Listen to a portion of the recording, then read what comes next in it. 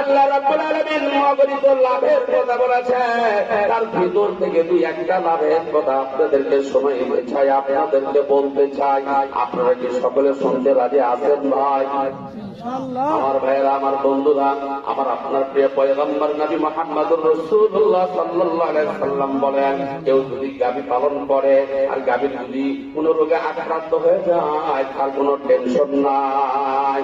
সূরাতুল বাকারায় যথেষ্ট হবে ওই গাভীটার সুস্থ হওয়ার জন্য।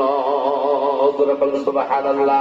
শুধু এইটুকু নাই, অবেতন্যর কারণ, নাজিলের কারণ আমার আপনার প্রিয় নবী সাল্লাল্লাহু আলাইহি সাল্লাম বলেন, গাভীর পেটে যখন বাচ্চা আসে, গাভী যখন প্রসব করে, গাভী যখন বাচ্চা হয়, বাচ্চা হওয়ার পরে যখন পাটে দুধ আসে, দুধের চাপ থাকার কারণে পাটটা শক্ত হয়ে যায়। ওই ওলানটা, পাটটা, দোনাটা যখন শক্ত হয়ে যায়, বাছুরকে ভোগ দিতে দেয় না, এমনকি দুধের পরিমাণ শুকিয়ে যায়। আল্লাহ রাসূল জনাবে মুহাম্মদুর রাসূলুল্লাহ সাল্লাল্লাহু আলাইহি সাল্লাম বললেন, না না, সূরাতুল বাকারা কেউ যদি তেলাওয়াত করে, পানিতে ফুৎকার দিয়ে যদি গাভীকে খাওয়ায় দেয়, ওই গাভীর যত সমস্যা আছে আমার আল্লাহ রাব্বুল আলামিন শেষ করে দেয়, সমাধান করে দেয়। আগের খাইতে তুলনামূলক গাভীর দুধ আল্লাহ পাক বরকত দিয়ে দেয়।